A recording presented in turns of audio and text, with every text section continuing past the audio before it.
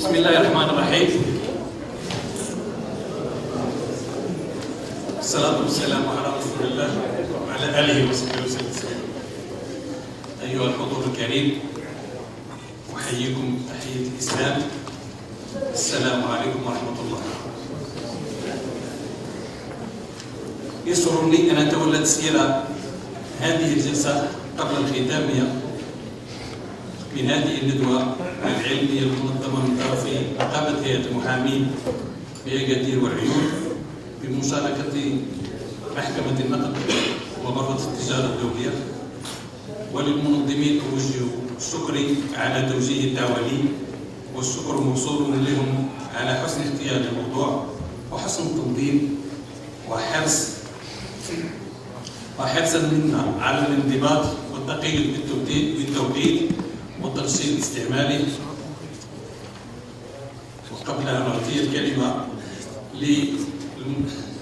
للأستاذ توري لإلقاء مداخلته الأولى،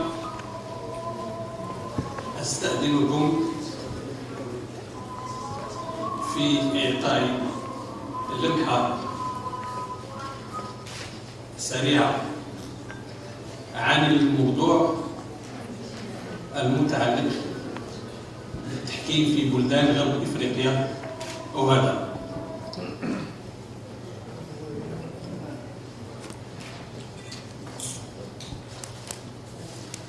خاصة أننا سجلنا اعتذار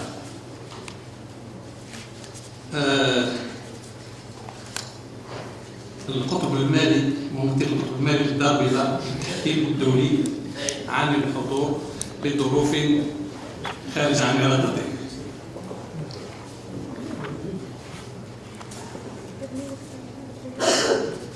فاتفاقية هذا اتفاقية أنشئت بين مجموعة من الدول الإفريقية وعددها 16، تم توقيعها ببوروي بجمهورية رأس جزيرة موريس. عنوانها هو مختصر، وهذا هي Organisation pour l'harmonisation du droit des affaires en Afrique، منظمة ملائمة قانون الأعمال بإفريقيا. وهذه المنظمة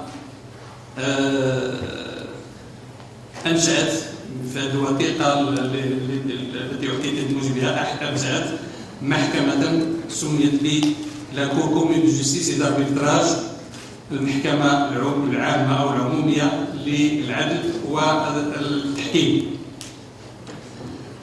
مقرها هو يوم بعاصمة الكاميرون.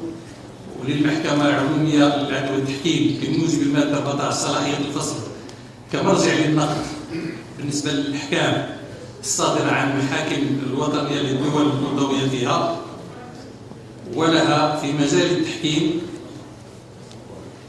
بموجب المادة 21 من الاتفاقية صلاحية تعيين المحكم فقط دون الحسم في الخلافات، كما لها بمقتضى المادة 23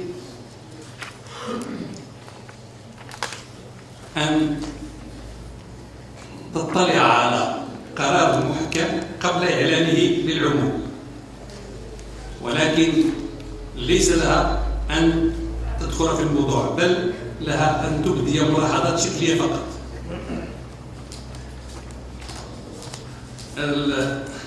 الأخ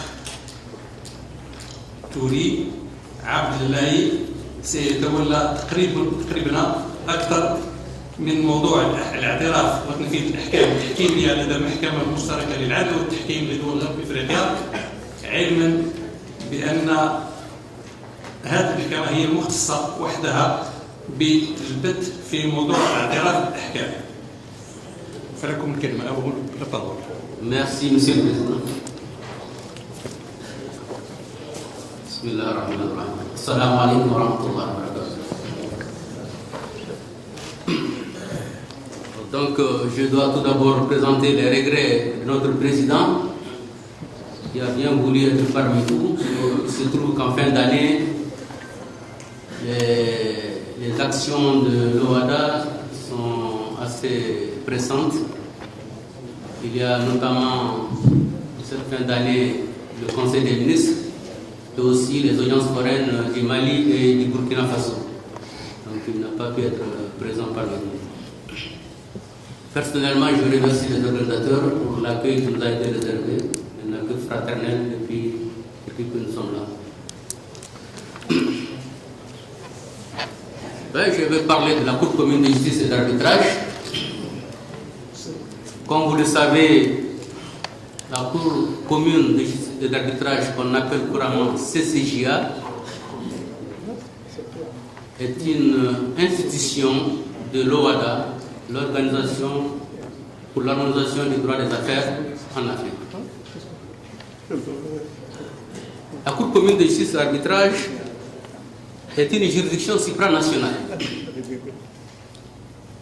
Elle est juridiction de cassation, elle est juridiction consultative et elle est juridiction arbitrale en ce qu'elle est un centre d'arbitrage international. C'est d'ailleurs à ce titre que nous sommes là ce matin pour parler de la Cour commune de justice en tant que centre d'arbitrage.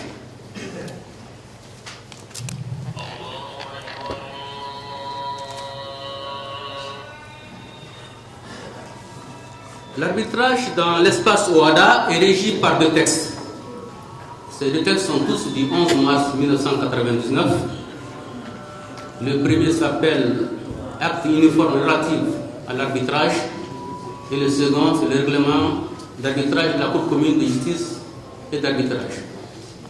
L'acte uniforme règle les arbitrages qui se passent dans d'autres centres en dehors de la CCJA. Et le règlement d'arbitrage traite seulement de l'arbitrage CCJA. Donc nous allons dire un mot de l'arbitrage CCJA, de la manière dont sont rendues les sentences, et ensuite, si nous avons le temps, nous ferons un petit parallèle avec les autres centres. C'est-à-dire que s'il y a un centre à Ouagadougou, son fonctionnement, ses sentences vont être rendues d'une manière un peu différente de ce qui se fait au niveau de la Cour commune de justice et d'arbitrage. L'arbitrage au niveau de la Cour commune, pour que ça puisse se dérouler, il faut trois conditions. Un différend d'ordre contractuel,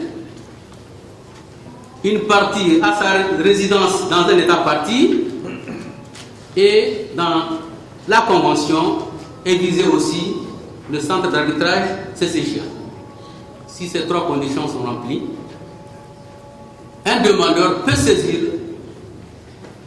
notre secrétaire général, qu'on appelle le secrétaire général, c'est un peu comme un greffe.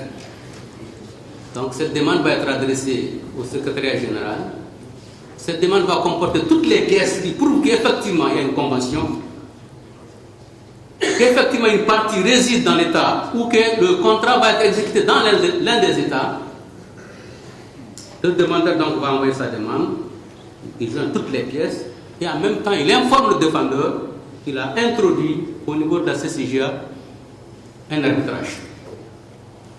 Le défendeur a 45 jours pour répondre. Il va dire si effectivement il y a une convention, si effectivement il est d'accord avec l'arbitrage. Si cela est fait, le secrétaire général va transmettre le dossier au niveau de la Cour et la Cour va apprécier, dire effectivement qu'il y a une convention. Inviter les parties à payer ce qu'on appelle les provisions, ça veut dire les sommes nécessaires pour que l'arbitrage ait lieu. Et dès que toutes ces conditions sont remplies, la Cour va transmettre le dossier au niveau du tribunal qui aura été désigné déjà. Soit les parties ont dit, nous allons pour 3 arbitres, chaque partie désigne un arbitre, la Cour désigne un troisième, ou bien nous prenons un arbitre unique. Donc toutes ces conditions étant remplies, le dossier va être transmis au niveau du tribunal arbitral. Le tribunal arbitral, dans les 60 jours de sa saisine, va organiser une réunion qu'on appelle réunion constatant le déroulement de la procédure. Donc à cette réunion seront convoqués les parties, leurs conseils, et on va discuter du déroulement de la procédure. Est-ce qu'il y a la langue? Est-ce que la loi est applicable? Est-ce que vous êtes d'accord qu'effectivement il faut qu'il y ait 3 arbitres? Et on va fixer en même temps le calendrier du déroulement de la procédure. On va de telle date, le demandeur va conclure, à telle date, le défendeur va conclure, à telle date, nous nous rencontrons pour plaider, et à telle date, les arbitres vont dire, à telle date, nous allons clore les débats, et si les débats sont clos, dans les 90 jours, la sentence doit être rendue. Donc, il y a beaucoup d'hypothèses. Bon. Si, pour que nous progressions normalement, la sentence est rendue, et la sentence est susceptible de recours. Il n'y a pas d'opposition, il n'y a pas d'appel, il n'y a pas de pourvoi en ce qui concerne la CCJA. Nous verrons peut-être le cas des autres centres, où il y aura effectivement pourvoi. Une partie qui n'est pas contente de la sentence rendue va contester cette sentence devant la Cour. Et ce recours, on l'appelle contestation de validité de la sentence. Donc la partie plaignante va saisir la Cour en invoquant, il y a 4 motifs sur lesquels normalement tout recours en contestation de validité doit être basé. Donc la partie va dire sur quel motif elle base son recours et on soumet le recours à la Cour. Ce recours-là doit être fait dans les 2 mois de la notification de la sentence. Si le recours est rejeté, en général, pendant qu'il y a le recours, l'autre partie va demander l'exécution. En général, nous sommes saisis des 2 requêtes à la fois. Pendant que l'une partie conteste, l'autre va dire, moi aussi je demande l'exécution. Donc là, en général, la Cour joint les deux actions et statue par un seul et même arrêt. Mais s'il n'y a pas de recours, la partie qui a gagné la sentence va saisir le président de la Cour pour dire je souhaite l'exécution de la sentence. Et le président vérifie à son niveau et accorde l'exécution de manière non contradictoire. Cette décision rendue, elle sera notifiée à l'autre partie qui peut dans les 15 jours la contester. S'il y a contestation, cette contestation de l'exécution sera portée au niveau de la Cour. Et la Cour va statuer en dernier ressort sur la contestation. Si le président accepte, il refuse l'exécution, c'est le cas où il accepte, il refuse l'exécution, la partie elle-même qui a introduit la requête, si sa requête est rejetée, peut elle-même contester cette décision devant la Cour et la Cour statue comme dans le premier cas. La requête est rejetée. La partie qui a saisi la Cour, la requête acceptée, l'autre partie forme opposition devant la Cour dans les 15 jours et la Cour statue pour dire l'exécution accordée ou exécution accordée. Le secrétaire général que j'ai dit s'appelle aussi, c'était une sorte de greffier de la Cour, va attester effectivement dans la copie du jugement que tel jour le président de la Cour a accordé l'exécution à cette sentence.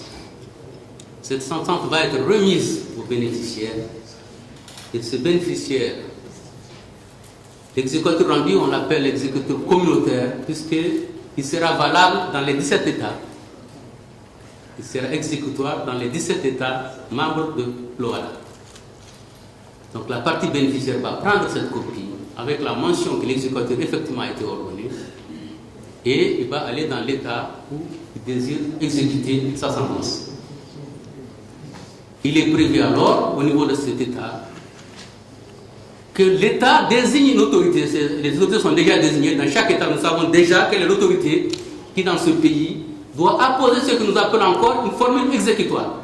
Donc la sentence atterrit dans ce pays-là et l'autorité qui est chargée va regarder la sentence, il vérifie l'authenticité. Effectivement, c'est une décision de la Cour commune de justice et d'arbitrage. Nous sommes tenus de l'exécuter. Donc l'autorité nationale va apposer la formule exécutoire telle qu'elle est en vigueur dans ce pays-là. Chaque pays a sa formule exécutoire et cette formule-là va être apposée sur la sentence. Et en ce moment, la sentence est remise à un huissier. Dans beaucoup de pays, c'est l'huissier dans d'autres pays on l'appelle agent d'exécution, cette sentence remise va servir d'exécution forcée contre la partie si entre-temps elle ne s'est pas exécutée volontairement. Donc voilà, grosso modo, la procédure de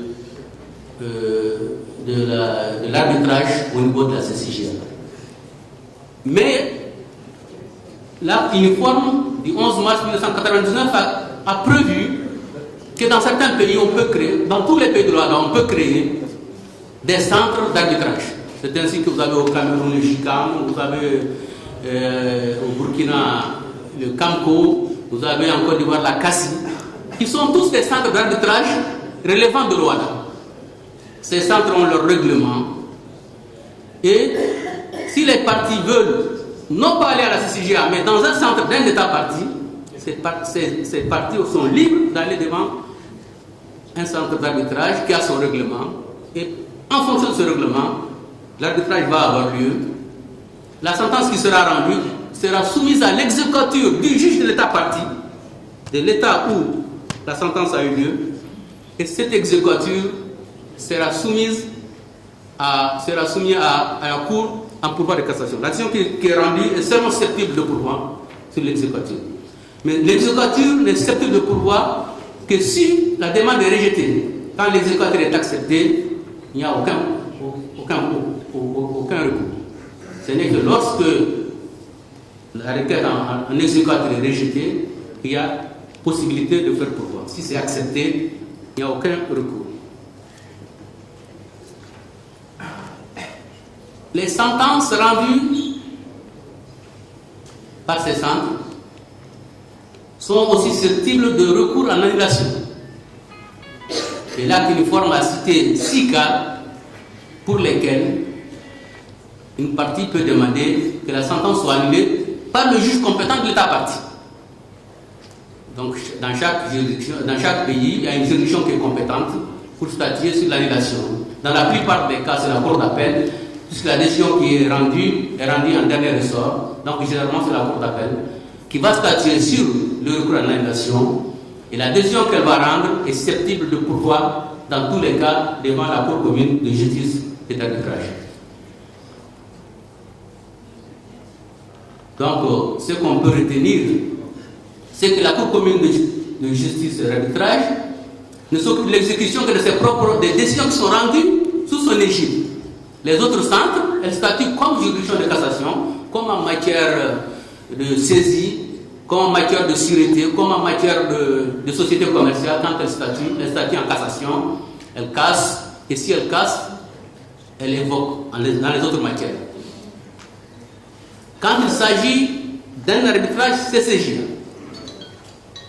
lorsque la Cour accepte le recours en validité, ça veut dire que la Cour estime effectivement que l'un des motifs pour lesquels on l'a saisi l'un des motifs est valable, la Cour va annuler la sentence et la possibilité est donnée à la Cour de se transformer en ce moment en arbitre et de statuer elle-même, d'évoquer et de rendre des sentences arbitrales.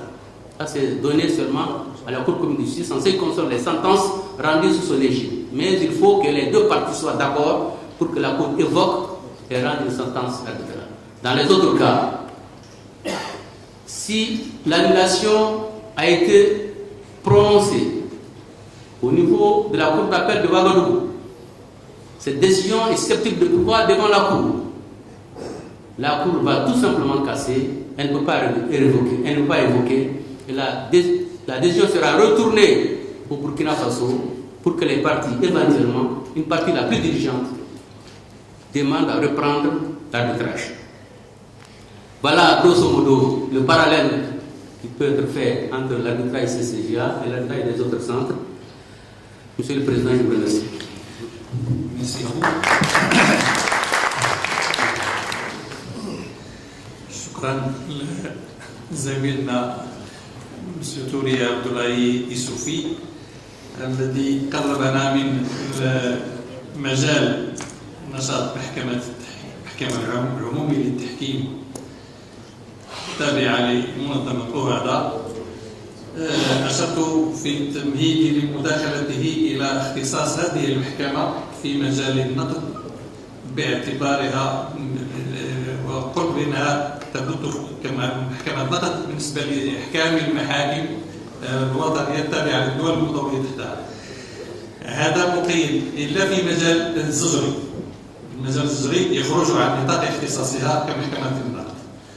وبخصوص الرقابة القضائية التي جاءت لها الاتفاقية ديال هذا، ربما من المفيد أن نقول بأن هذه رقابة قضائية على أحكام المحكمين هي مقيدة لأن الاعتراف لا يمكن لهذه المحكمة أن لا تعترف بالحكم ديال المحكمين إلا في حالة 4 محصورة، هي إذا بات المحكم في غياب اتفاقية للتحكيم أو بموجب اتفاقية باطلة أو أصبحت منتهية الأجل، أو إذا تجاوز المحكم صلاحيته، أو لم تحترم المسطرة التواجهية، أو إذا كان المقرر متعارضا مع النظام العام الدولي.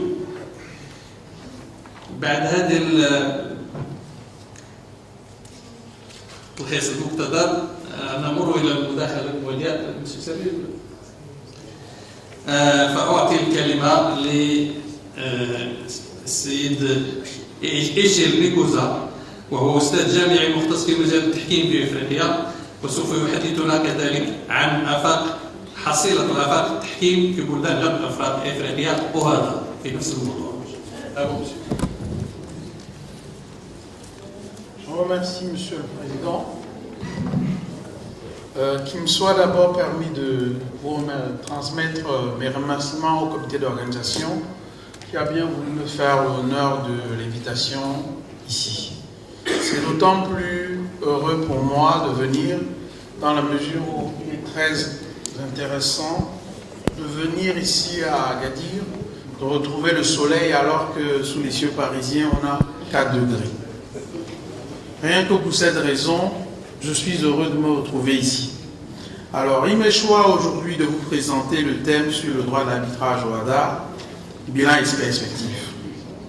D'entrée de jeu, je me permettrai quand même de vous faire quelques rappels, quelques petites précisions sur les raisons qui ont justifié la création du droit au HADA. Alors, le droit au HADA est né du traité au HADA qui a été signé en 1993, mais voici les principales raisons qui l'ont justifié et qui expliqueront le contenu, les difficultés et les forces de ce droit. Premièrement, il y a des raisons dites géopolitiques et économiques. Le droit au HADA est né en 1993, soit 2 ans après la chute du mur de Berlin. Ce qui veut dire que l'effondrement du bloc soviétique crée de nouvelles destinations d'affaires pour les investisseurs qui venaient dans ces pays. La conséquence immédiate, c'est un tassement des investissements. Alors les États membres de l'OHADA se sont demandé qu'est-ce qu'ils pouvaient faire pour pouvoir attirer à nouveau ces investisseurs qui partaient vers ces nouveaux pays de l'Est. À cela, il s'ajoutait le constat du fait que la plupart des États membres de l'OHADA étant des anciennes colonies de la France, ils avaient encore applicables dans leurs droits les vieilles lois françaises qui rendaient leurs droits anachroniques, avec comme conséquence immédiate une insécurité juridique à cause des textes inadaptés, une insécurité judiciaire à cause de pratiques discutables. Et enfin, troisième élément, dans la même période, on note un véritable essor de l'arbitrage international. Il suffit simplement de regarder les statistiques du CERDI. On constate que c'est à partir des années 90 que le CERDI commence à prendre son envol, que la Convention de New York sur la reconnaissance des sentences arbitrales étrangères connaît également une forte hausse au niveau des ratifications, que la loi type de la CRUTSI relative à l'arbitrage commercial international est également utilisée massivement pour moderniser le droit à l'arbitrage. Cette conjonction de facteurs conduit donc les États membres de l'OHADA à se dire, dans le cadre du mouvement de rénovation juridique que nous allons faire, il nous appartient d'inclure l'arbitrage.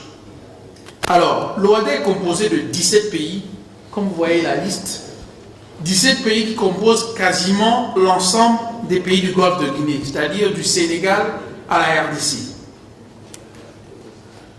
Le droit au HADA repose sur 3 textes majeurs. Le droit de l'arbitrage, c'est le titre 4 du traité qui a créé le centre d'arbitrage au niveau de la CCGA, que le président vient de vous présenter. C'est l'acte uniforme sur l'arbitrage, sachant que les actes uniformes, ce sont les textes qui sont pris dans le cadre de l'OHADA pour harmoniser ce droit qui concerne plusieurs matières, parmi lesquelles l'arbitrage. C'est également le règlement d'arbitrage qui régit les arbitrages administrés par le centre d'arbitrage dont vient de parler le président. Alors, si l'on doit faire le bilan du droit d'arbitrage OHADA, il faut d'abord en situer le contexte. Premièrement, le droit d'arbitrage OHADA a été adopté, ça fait 15 ans. Donc c'est un temps assez conséquent pour avoir du recul sur comment ce droit vit, comment il est pratiqué, est-ce qu'il correspond aux attentes. Ensuite, après l'adoption des textes de l'OHADA, on a assisté à une création sans cesse croissante de plusieurs centres d'arbitrage.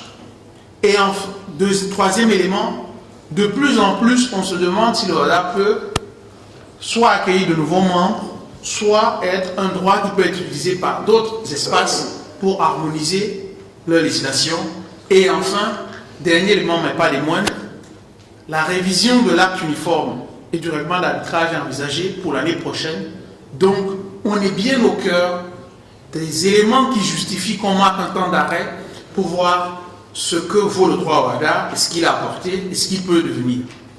Alors, pour mener l'examen, il nous a paru deux éléments. Le premier, c'est la norme, c'est-à-dire la quantité de textes adoptés par l'OHADA en matière d'arbitrage, leur qualité. Le deuxième élément, c'est la mise en œuvre. Qu'est-ce que les règles de droit OHADA ont eu comme impact sur la pratique de l'arbitrage? Les dites règles ont été bien respectées. Voilà le cadre méthodologique qui va présider à l'analyse du bilan du droit OHADA.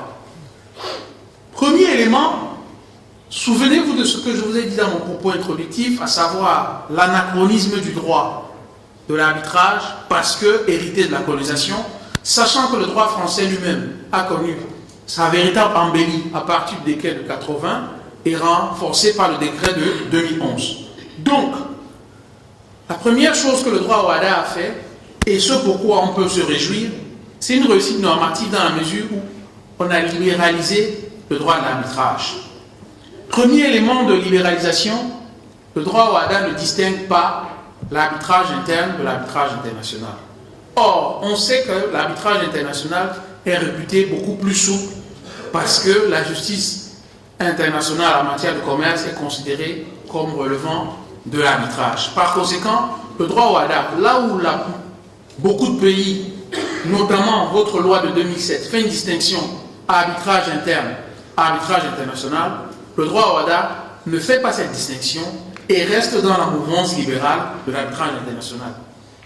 Deuxième élément essentiel, c'est la consécration de la capacité compromissoire des personnes publiques. Quand on a fait une petite étude des contrats d'État historiquement, on se rend bien compte que s'il y a l'une des questions qui est souvent revenue, c'est la contestation de la capacité compromissoire des personnes publiques. À la différence des articles 310 et 311 de votre loi de 2007, l'article 2, alinéa 2 de l'acte uniforme sur l'arbitrage consacre une capacité compromissoire absolue. Qu'on soit en matière interne, qu'on soit en matière internationale, l'État peut compromettre. Et on ne cherche pas à savoir s'il s'agit d'une émanation, d'une société publique agissant comme société commerciale. Dès lors qu'il y a une personne publique et qu'elle a conclu une convention d'arbitrage, cette convention est valable. Qui plus est, le droit OHADA prévoit également qu'un État ne peut pas s'appuyer sur son propre droit interne pour contester une convention d'arbitrage. Et là, on va faire un petit clin d'œil à la jurisprudence de la CCJA. La Guinée équatoriale avait conclu une convention d'arbitrage dans une affaire avec un groupe bancaire camerounais qui voulait installer une filiale en Guinée équatoriale. Et lorsque la Guinée équatoriale finalement a renoncé à la convention d'établissement qu'ils avaient conclue, le groupe bancaire camerounais a introduit une demande d'arbitrage. L'arbitrage s'est déroulé, la sentence a condamné la Guinée équatoriale. Pour obtenir l'annulation en sentence, la Guinée équatoriale a invoqué le fait que le ministre ayant signé la convention d'établissement n'avait pas compétence pour conclure une convention d'arbitrage d'après le droit équato-guinéen.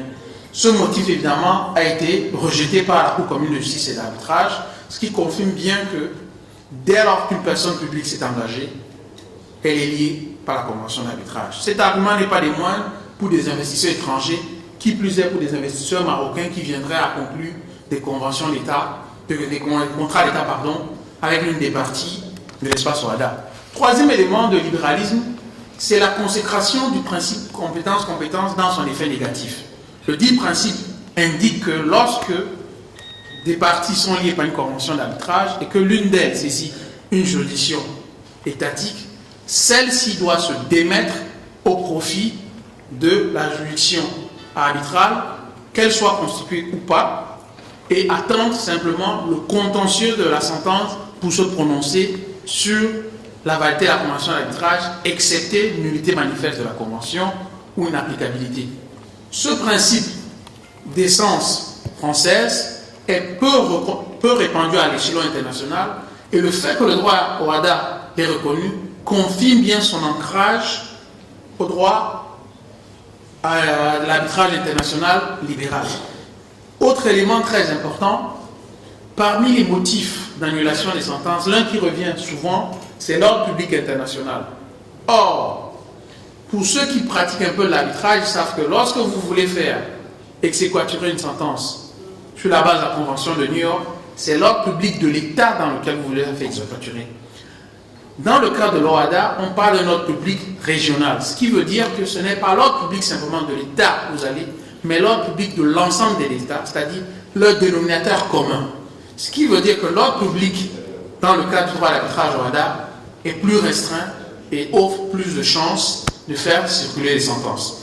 J'avais prévu également 2 lignes sur la création de centres d'arbitrage, mais le président, vous en ayant donné un aperçu plus exhaustif, je vais simplement me résumer en disant, au vu de ces quelques éléments et de l'état du droit à l'arbitrage avant l'OHADA, on peut estimer que le législateur a fait une avancée notable. Pour autant, est-ce que les textes ont suffi à développer la pratique? Hélas, on peut exprimer quelques réserves. Premièrement, on va faire un constat sur la base de 2 éléments. Ce sont les statistiques des centres d'arbitrage.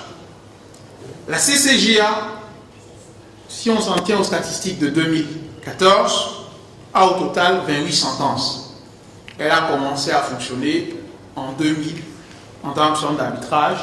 14 ans après, on ne peut pas dire que le bilan soit très élevé. Ce bilan, on peut le reprendre pour la plupart des centres d'arbitrage. Il n'y a qu'un seul qui plutôt se montre très actif, c'est le centre d'arbitrage de Ouagadougou qui, en 6 ans d'existence, donc en 2013, avait déjà 49 sentences, ce qui est plutôt intéressant. Deuxième élément, c'est de regarder si le droit d'arbitrage OHADA a permis que, de plus en plus, dans le cas des procédures, notamment CCI par exemple, on désigne un pays de l'espace OHADA comme siège de l'arbitrage. À la vérité, il n'en est rien. Qu'on prenne les statistiques d'avant l'OHADA et d'après l'OHADA, la question du seul arbitrage reste identique. En revanche, la question du nombre de parties impliquées dans les arbitrages CCI, elle, a augmenté. Donc, sur ce point, on doit dire que dans la pratique, le droit OHADA, les fruits n'ont pas tenu la promesse des fleurs. Alors, il faut bien se demander pourquoi. Se demandant pourquoi, on va identifier une série de causes. Les premières sont d'ordre juridico-politique, les secondes sont d'ordre humain. Sur les causes juridico-politiques, le droit OHADA est un droit incomplet. Pourquoi incomplet? Parce que le droit OHADA n'a que régi l'arbitrage et n'a pas touché à tout ce qui concerne l'organisation judiciaire des États et leur fonctionnement. Et sur le droit à l'arbitrage, quelle avait la conséquence? Avant l'OHADA, il y avait des pays qui n'avaient aucun texte d'arbitrage. Ce qui veut dire qu'en conséquence, dans ces États, rien n'est dit sur la juridiction compétente pour le recours en annulation, pour l'exéquature. Rien n'est dit sur la procédure à suivre. Est-ce par voie de requête? Est-ce par voie d'assignation? Ces éléments conduisent, comme le législateur OHADA n'a pas régi cette question, il aurait été important que les États membres le fassent. Malheureusement, on note une telle implication. Les pays de l'espace OHADA où aujourd'hui ces questions sont plus ou moins réduites, c'est soit ceux qui ont pris un texte avant l'OHADA, notamment la Côte d'Ivoire par la loi de 93, le Sénégal par le décret de 95, ou après, comme le Cameroun par la loi de 2003, et le Bénin par la révision de son code de procédure civile en 2012. Pour les autres États, le vide juridique subsiste. Fort heureusement, la CCG a rendu un arrêt pour indiquer que lorsque un recours d'annulation en exéquatur a été introduit dans un État membre et que l'organisation judiciaire ne précisait pas, c'est la gestion de droit commun qui doit le faire. Et dernier élément sur ce point, c'est la diffusion de la jurisprudence. Pour vous aujourd'hui, conseil d'un investisseur marocain, vous avez besoin de savoir ce que dit le juge sur ces textes. Or, malheureusement, il n'existe pas un site internet, par exemple, où on ait une mise à jour permanente des décisions. Par conséquent, quand bien même la CCG a fait de nombreux efforts de rendre des décisions très intéressantes, elles sont peu connues et du coup créent des réticences auprès des investisseurs. Et puis sur les facteurs humains, vous savez qu'il ne suffit pas d'adopter les textes, encore faudrait-il avoir des gens qui les mettent en œuvre. Or, malheureusement, et ça c'était un vrai problème, bien que l'OHADA ait créé une école régionale supérieure à la magistrature en charge de la formation de tous les juristes devant appliquer ce droit, on doit noter une première chose, c'est qu'au niveau des praticiens, l'arbitrage reste encore une matière peu connue. Alors, parmi les praticiens, il faut identifier premièrement les rédacteurs de contrats. Il s'agit des avocats, des notaires et des juges d'entreprise. À ce niveau, ces personnes n'ont pas encore le réflexe d'insérer des clauses compromissoires. Par conséquent, sans clause compromissoire ou compromis en cas de naissance de litige, vous n'avez pas de chance de voir des procédures d'arbitrage. Il y a également les juges qui eux-mêmes, beaucoup au départ, ça s'améliore quand même, n'ont pas bien compris que l'arbitre n'était pas un rival et qu'ils devaient apporter leur appui et par conséquent avoir une participation, une jurisprudence militante du bon fonctionnement de l'arbitrage. Et enfin, il y a les universitaires. Quand on prend la production bibliographique en droit OHADA, elle est encore assez tenue et ne permet pas aux juges, aux praticiens d'avoir un regard théorique sur leurs mauvaises pratiques susceptibles de révolutionner leur perception de la situation. Ce bilan contrasté fait, naturellement, la phase qui vient ensuite, ce sont les perspectives. Alors, au chapitre des perspectives, il y a deux sortes de perspectives que nous allons envisager. Les défis de l'arbitrage au OHADA et les perspectives de l'arbitrage au OHADA Maroc. D'abord, les défis de l'arbitrage au OHADA. Il y a des défis propres à l'OHADA qui sont liés à ce que je viens d'évoquer, la capacité à créer un personnel de l'arbitrage qui fera vivre cette justice. Parce que sans les hommes compétents pour faire de l'arbitrage, vous ne pouvez pas le faire. Et je suis particulièrement heureux et touché de constater que dans une conférence comme celle-ci, on a eu à la fois de hauts magistrats et de hauts avocats marocains qui montrent que le besoin a été compris et que la démarche est entreprise. Ensuite, pour ceux qui accompagnent les investisseurs, il est important de les rassurer que les textes qui sont pris sont bien appliqués. Parce que je vais vous prendre un exemple en évoquant la jurisprudence tunisienne. Pour ceux d'entre vous qui font un peu droit comparé, l'article 7, et je parle sous le contrôle de Samy, du Code tunisien de l'arbitrage prévoit la capacité compromissoire des personnes publiques. Mais il se trouve que la Cour d'appel de Tunis a rendu un arrêt quelque peu surprenant où elle a distingué le cas où l'État signe un contrat comme une personne privée et là arbitrable, et le cas où c'est un contrat administratif et ce n'est pas arbitrable. Vous imaginez bien, et en plus on était dans un contrat de construction. Si ce type de jurisprudence sont rendus, évidemment que ça décourage les investisseurs. Donc il est important de faire connaître la jurisprudence et de montrer qu'elle est conforme à l'esprit des textes. Et naturellement, toutes ces choses ne peuvent avoir d'effet concret que s'il y a une véritable implication des pouvoirs publics. Au-delà de ces éléments propres à l'OHADA, il faut également regarder aujourd'hui les questions en débat dans l'arbitrage international. Et l'une des questions les plus débattues concerne l'éthique. Qu'il s'agisse de l'affaire Tapie ou des autres affaires, on suit de plus en plus la question des conflits d'intérêts. Donc, dans la perspective d'une révision des textes OHADA, il serait intéressant qu'un accent soit mis sur ces points de telle sorte que les règles du jeu soient plus claires. Deuxièmement, je vous ai dit tout à l'heure dans mon propos introductif que l'OHADA avait été très libéral en s'abstenant de distinguer arbitrage international et arbitrage interne. Ce libéralisme, qui globalement est bon, présente quand même quelques risques, notamment pour les parties faibles ou impécunieuses qui n'ont pas les moyens de financer un arbitrage. Il s'agit des contrats de consommation, des contrats de travail. Il serait bien également que les législations clarifient dans quel cas ces personnes peuvent engager ou échapper à un arbitrage. Cette perspective générale faite, étant au Maroc, essayons donc de voir pour ce que l'arbitrage entre le Rwanda et le Maroc peut être. Alors, pourquoi déjà parler d'un arbitrage Rwanda et Maroc? Premier élément, de nombreux investisseurs marocains sont présents en zone Rwanda. La Wafa Bank, par exemple, est présente dans 10 pays sur 17. Ce qui traduit quand même une importance considérable. Maroc Télécom, également présent à travers des filiales, et la BNCE, et j'en passe. On sait aujourd'hui que pour que les sentences circulent bien, il faut que la question de l'ordre public soit limitée. Or, jusqu'à présent, on reste sur le schéma de la Convention de New York. Puisque nous sommes dans la perspective de faire du Maroc le principe, la plaque tournante des investissements africains, il serait intéressant de créer un contexte sur le plan favorable à la circulation des sentences, des décisions de justice et des actes extrajudiciaires. Quelle forme peut donc prendre la dite coopération? Premièrement, il y en a deux.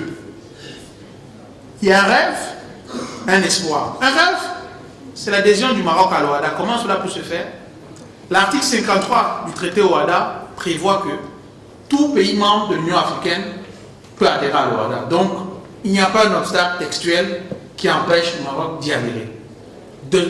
Deuxièmement, 95% des pays de l'espace OHADA sont francophones comme le Maroc, d'où ma présence aujourd'hui qui me permet d'échanger avec vous sans traducteur. Toutefois, si cette adhésion n'était pas envisagée ou n'est pas envisageable aujourd'hui, on a un espoir quand même qui lui est plus réaliste. C'est celui d'une convention multilatérale qui pourrait prendre la forme soit d'une convention de coopération judiciaire, soit d'un traité de protection des investissements, à l'occasion desquels la question de la circulation des sentences arbitrales serait réglée, et à ce moment, on aurait donc créé les conditions idoines pour une circulation des sentences entre le Maroc et 17 pays de l'espace OHADA. Et vous imaginez bien, si une grande partie des investissements concernant la place de Casablanca se déroule dans l'espace OHADA, il va de soi qu'il y a un enjeu des sentences pour le règlement des litiges qui en découlent.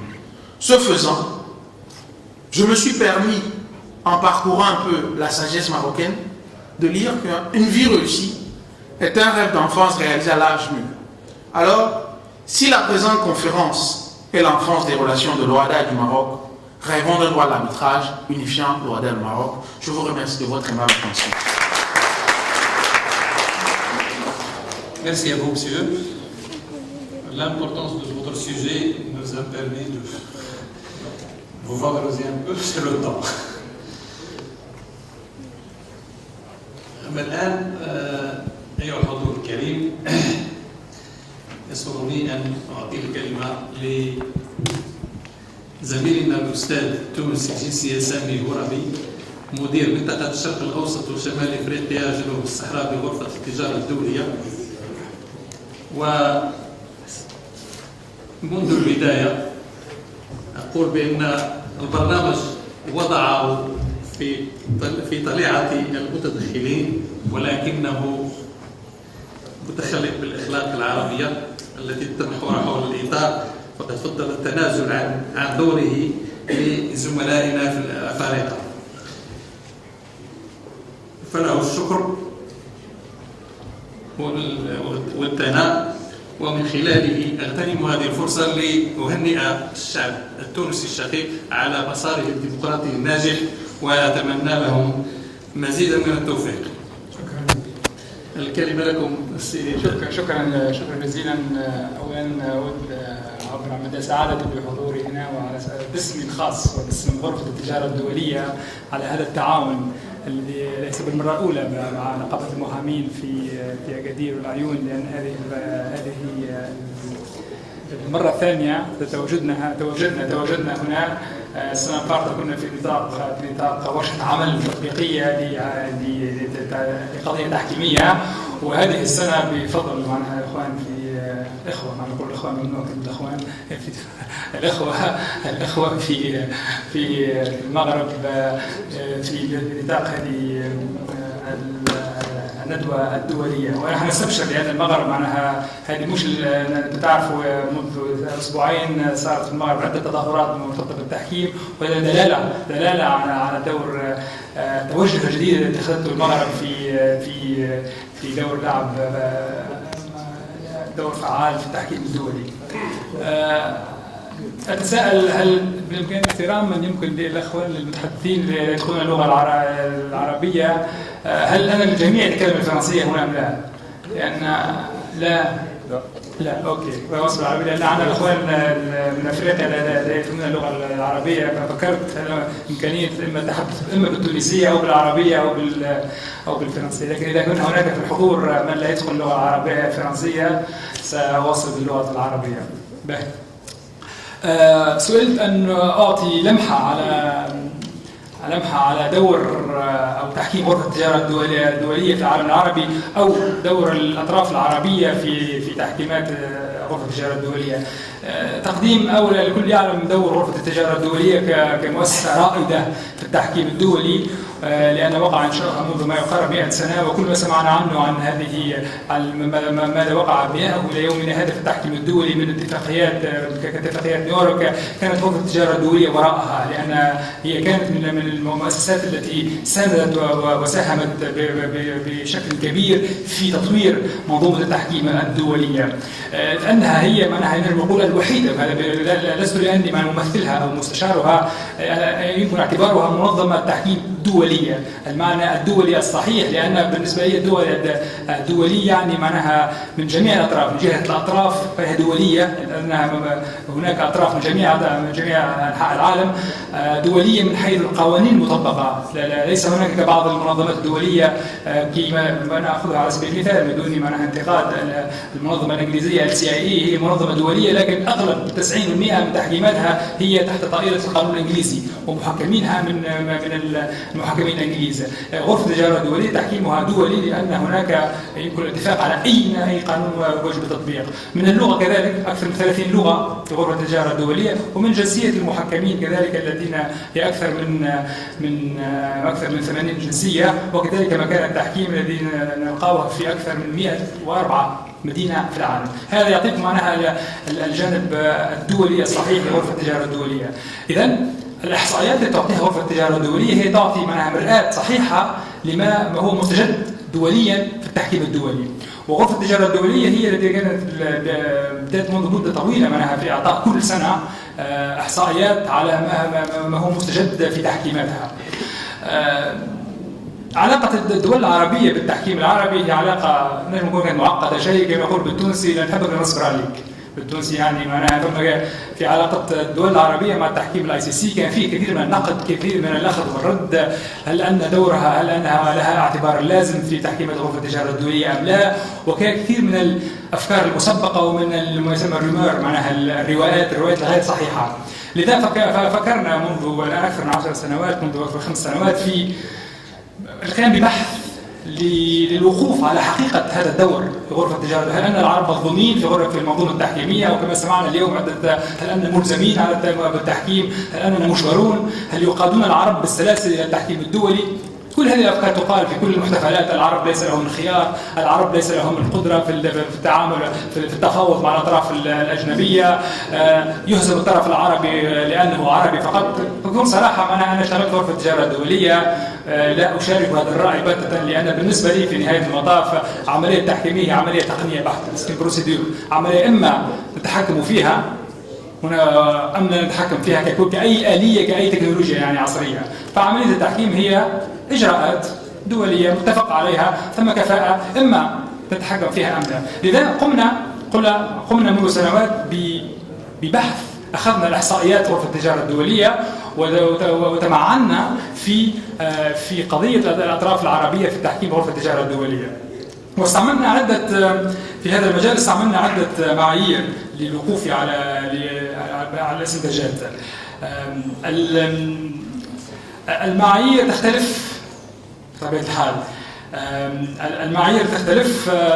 أخذنا لأن هناك الأطراف العربية التي تشارك في تحكيم غرفة التجارة الدولية من جهة، ثم هناك المحكمين الذين هم من أصول عربية أو من جنسيات عربية، ثم هناك معيار آخر أخذنا به هو معيار مكان التحكيم كذلك، وأخيرا المعيار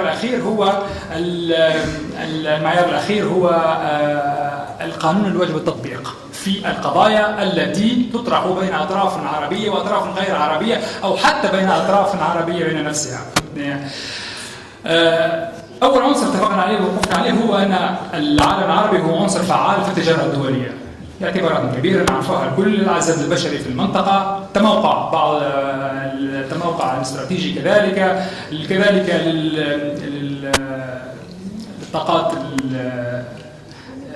الطاقات الموجودة في الدول العربية، إن كانت في الخليج أو في شمال أفريقيا، ما يسمى الغاز والبترول خلى منها، وكذلك المشاريع البنية التحتية التي هي معناها متوفرة جدا في هذه المنطقة خلاها معناها فورم للتحكيم. ثم كذلك شفنا في السنوات الأخيرة معناها عندما قررت هذه الدول في السنوات ال70 معناها فتح بابها للاستثمارات، قامت بتشريعات كبيرة في مجال الاستثمار، وكذلك تشريعات كبيرة حديثة في مقصود التحكيم لأنها تصطحب قوانين الاستثمار، خلتها كذلك مفتوحة إلى تحكيمات كبيرة. ثم كذلك هناك ظاهرة انتشار مراكز التحكيم، سنتطرق هذا الموضوع فيما بعد. هناك انتشار كبير لكثير من مراكز التحكيم التي كان في الفكرة وراءها هو تنوير وتلميع صورة الدول كمراكز تستقطب التحكيم الدولي. هذه هي المعايير قلنا معناها طرقنا لها، هي الأطراف، هي عدد المحكمين، هي اختيار الدول العربية كمراكز تحكيم، والقانون يجب التطبيق. الاستنتاج الأول فيما يخص البحث صار على في مرحلتين، كان على المرحلة الأولى من سنة 2003 إلى سنة 2008 في ال5 سنوات الأولى، ثم منذ مدة قصيرة جدا قمنا بنفس البحث للوقوف على أن الاستنتاجات التي وجدناها في الخماسية الأولى هي نفسها أم لا. النتيجة هي نفسها. أعطيكم نبدأ بالآخر. النتيجة هي نفسها، يعني ليس هناك تغيير في المستنتجات التي وجدناها في سنة 2008. ما هي هذه المستنتجات؟ هناك تزايد كبير في عدد الأطراف العربية المشاركة في تحكيمات غرفة التجارة الدولية. أعطيكم مثال هنا. هناك ما يسمى اكسبلوزيون، يعني حتى معناها يعني ارتفاع كبير في هذه المشاركة للأسباب التي ذكرناها. ففي سنة 2003 منذ 10 سنوات لم يتعدى عدد الأطراف العربية في تحكيمات ICC 88 طرف عربي. في سنة 2011 ونفس الشيء في سنة 2013 سامحوني 2013 252 طرف عربي يشاركوا في تحكيمات غرفة التجارة الدولية، وهذا رقم مهم جدا، لكن لا يتعدى 10%. يعني هو مهم لكن لا يتعدى 10% من إجمالي تحكيمات غرفة التجارة الدولية. هذا مهم جدا لأن أغلب الأطراف المشاركة في التحكيمات الدولية هي تفضل أطراف أوروبية وشمال أمريكا، هي معناها أكثر تستخدم أكثر التحكيمات الدولية، لكن هناك تزايد كبير في تحكيمات غرفة التجارة الدولية. أعطيكم مثال. في سنة 2013 شمال أفريقيا وحده استقطب 78 قضية تحكيمية دولية، منها الجزائر لوحدها 43 قضية تحكيمية، لأن دور الجزائر في التحكيم الدولي مهم، وذلك مرة أخرى مرتبط بالغاز والبترول والمشاريع الكبيرة الموجودة في الجزائر. المغرب في سنة 2013 كانت تستقبل 12 تحكيم دولي، أي هناك 12 تحكيم دولي في ICC طرف مغربي. هذا فيما يخص نشوفوا معناها العالم العربي الكل، نلقاو المجموع الكامل هو كما قلت لكم يعني 252. الجديد في هذه الأرقام هو ظهور أطراف جديدة في التحكيم الدول العربية لم يكن لها دور فعال في سنة 2003، هي الخليج العربي وبالأخص دولة الإمارات العربية المتحدة. الإمارات العربية المتحدة هي الآن في الدورة عندها، هي الآن في المرتبة 8 دوليا كطرف استقطب التحكيم. نحن نعرف اللي أمريكا هي الدولة الأولى بأكثر 170 طرف كل سنة، تليها ألمانيا ب 140 قضية، تليها فرنسا ب 100 قضية، تليها البرازيل ب 91 قضية، الصين 86 قضية، إيطاليا 74 قضية، إسبانيا، ثم تأتي الإمارات العربية المتحدة 69 قضية. وهذا يعطيكم الوزن الاقتصادي الذي تأخذه الإمارات العربية وبالأخص دبي في خريطة التحكيم الدولي. تليها بعد الإمارات تركيا ب 63. في المرتبة 15 كنا الجزائر، وثم في المرتبة 17 المملكة العربية السعودية ب 33 قضية. هذا الدور الاستنتاج الأول هو أن هناك تفاعل كبير مع الأطراف العربية. الجديد كذلك هو أن خلافا لما يقال أن العرب يقع جرها للتحكيم، في أكثر من 50% من هذه القضايا الطرف العربي هو المحتكر.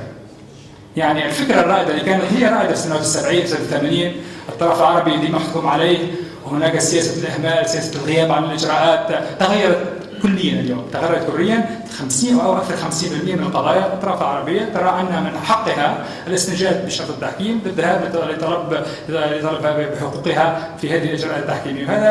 هذا شيء جيد جدا، معناها لأن هناك قبول بالمنظومة التحكيمية كوسيلة فقط لانتزاع الحقوق. فيما يخص كذلك أهمية ازدياد في المحامين العرب الذين يلوبون أطرافا عربية. هذا كان شيء غايب جدا في السنوات 80 في سنوات 70 و80، لكن تغيرت بطريقة كبيرة. لكن هناك باختلاف الجهات بطبيعة الحال. نلقاو مثال في الجزائر عندنا 43 طرف، هناك غياب كبير مع المحامين الجزائريين في نيابة الأطراف الجزائرية. أغلب الأطراف الجزائرية قانونها مكاتب دولية، ولذلك يفهم في بعض الحالات لأن القضايا الجزائرية معناها هي معقدة جدا والمبالغ المتنازع عليها كبيرة جدا، والأطراف الأخرى الأوروبية معناها يقع ينوبها مكاتب ضخمة. هناك تساؤل معناها كيفية إيجاد توازن بين إعطاء الفرصة للمحليين للدفاع عن مصالح بلدهم، وكذلك أخذ بعين الاعتبار مصلحة الدولة في هذه القضايا المعقدة جدا التي تستوجب في بعض الحالات مكاتب كبيرة جدا معناها من ناحية للدفاع عن مصالحها. هذا فيما يخص الأطراف العربية، يعني أن هناك تزايد كبير في هذا المحامين العرب الذين نلقاهم فعالين كثيرا. بطبيعة الحال نلقى المكاتب اللبنانية. المكاتب اللبنانية هي معناها هي رائدة في هذا المجال، والآن نلقى أكثر وأكثر بعض المكاتب في دول الخليج، في الإمارات العربية المتحدة. أو من الظاهر الأوراق أن معناها أن المكتب يسير إماراتي، رغم أن وراء هناك معناها جيوش أجنبية تشتغل في هذا المكتب.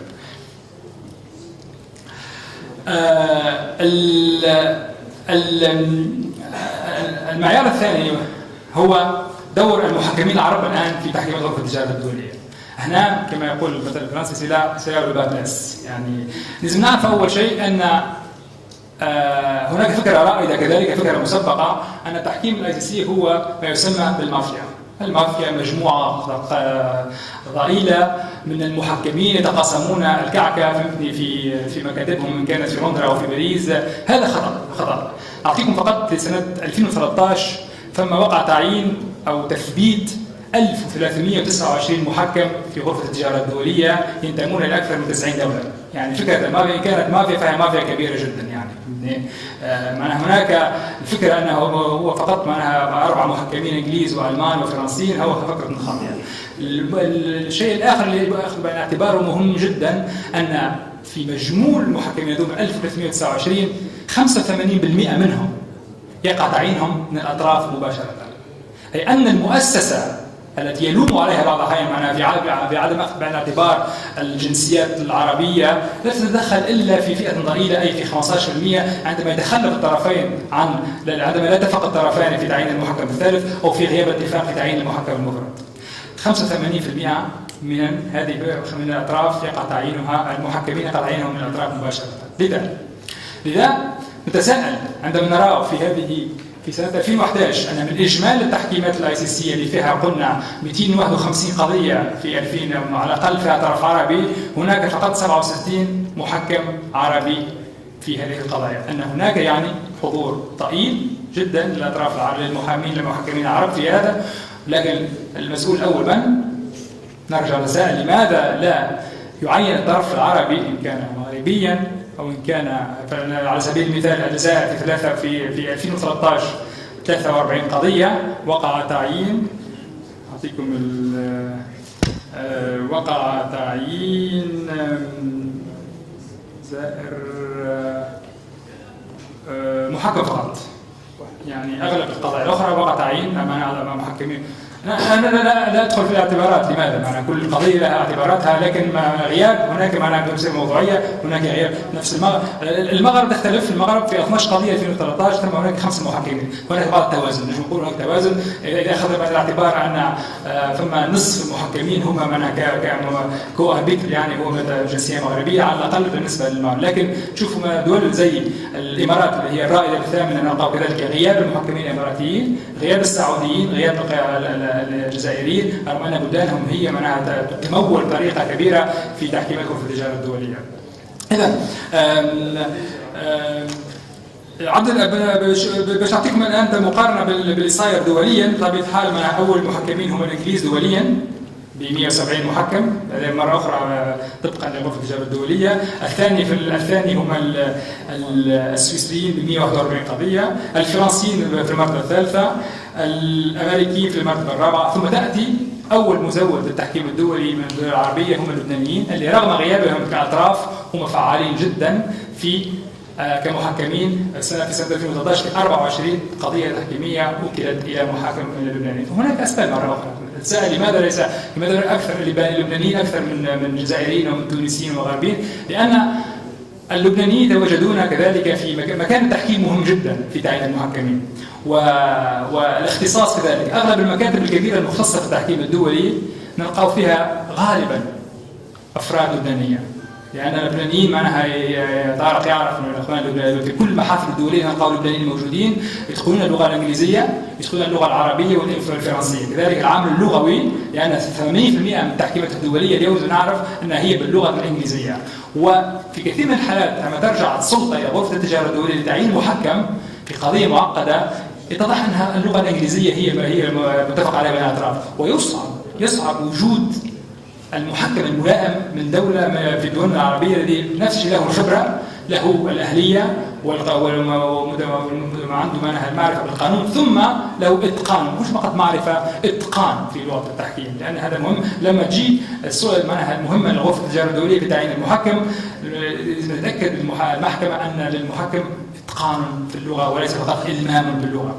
هذا يفسر لماذا معناها هناك أطراف عربية معناها غائبة في التحكيمات غرفة التجارة الدولية. لكن هذا ما يعنيش هذا هو السبب الوحيد، أظن هناك أسباب أخرى كما قلت لكم معناها غياب كامل 5% فقط في التحكيمات، أن هناك عدم ثقة أو قلة ثقة حتى في الطرف الأجنبي، يعني لأن في التحكيمات الكبيرة لا يمنع معناها المكاتب الدولية في بعض الحالات تشوف تبحث عن إمكانية تعيين، لأن حتى في مصلحتها تقول لك أعين محكم معناها لطرف عربي لأنه له إلمام بالقانون لوجه التطبيق أو له إلمام بالثقافة القانونية. لكن هناك غياب، هناك يعني شغل كبير يجب أن نقوم به في هذا الصدد. احتراما للوقت، عندي مازال 5 دقائق. دقيقتين. أوكي، 5 لكن عاوزين دقيقتين، سوي دقيقتين. العنصر الثالث الثالث هو مكان التحكيم.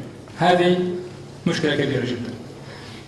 بسرعة، مكان التحكيم غير موجود في الدول العربية، غير موجود بالمرة. مرة أخرى إذا أخذنا بعين الاعتبار معناها عدد الأطراف العربية. الأطراف العربية شمال أفريقيا غير موجود بالمرة، مصر غير موجودة، لبنان غير موجودة، وهنا جديد هو الاتفاق على بعض المراكز كدبي كمركز تحكيم. وهنا نتساءل تعلمنا في المدارس كل أن معناها من ميزات الاتفاق على مكان تحكيم هو أن يكون دولة مداخلة في كل المعاهدات الدولية، أن هناك قانون حديث للتحكيم، وأن هناك قضاء مساند للتحكيم. هذا هو ما نسمع فيه اليوم كل يوم. لكن نأخذ على سبيل المثال دولة الإمارات العربية المتحدة، القضاء فيه عليه، لسه ما نجوش، ما ثماش هناك معناها اقرار واضح بان القضاء هو مساند له الامام. القانون غائب هناك منذ 10 سنوات، نحن نستناه في القانون الاماراتي الجديد، لان هناك نوع من الضغط السياسي لتجنب هذا القانون الجديد. رغم هذا، رغم غياب القانون، رغم غياب القضاء، فإن دول الإمارات العربية المتحدة هي أصبحت مكان تحكيم. في سنة 2013 11 قضية تحكيمية وقع اتفاق عليها بين الأطراف في الإمارات العربية المتحدة، يعني أن هناك العناصر اللي حكينا عليها. ثم عنصر ثالث هو الوزن الاقتصادي والعامل البشري، لأن الإمارات العربية المتحدة ودبي تتواجد فيها كل مكاتب المحاماة الدولية اللي هم من مصلحتهم كذلك أن يتفقوا على دبي. يعني يقول لك فما توازن، لما لا معناها إذا أخذنا اعتبار كل العوامل. هذا العنصر الثلاثي، يعني القانون، القضاء، والعامل البشري والاقتصادي ويسمى اللوجستيك. يعني هذا شيء، سؤال يطرح الى يومنا هذا: هل يكفي ان يكون لنا قانون حديث او قضاء مساند؟ هذا لا يكفي اذا كان ثماش العنصر البشري في دوله من الدول.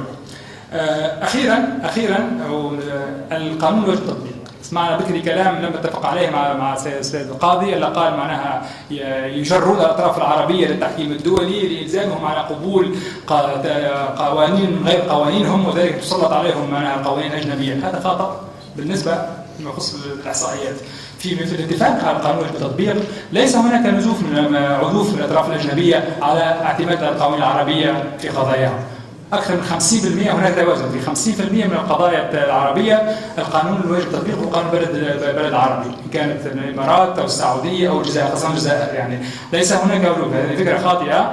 لا أظن أن هناك معناها فكرة لتفادي القوانين العربية. لكن التفسير لهذا، وأختم بهذا التفسير، لما تسأل المختصين في التحكيم الدولي عند تحرير العقود الدولية، يقول لك في العقود المعقدة والكبيرة يقع تطرق إلى جميع نواحي العملية التعاقدية.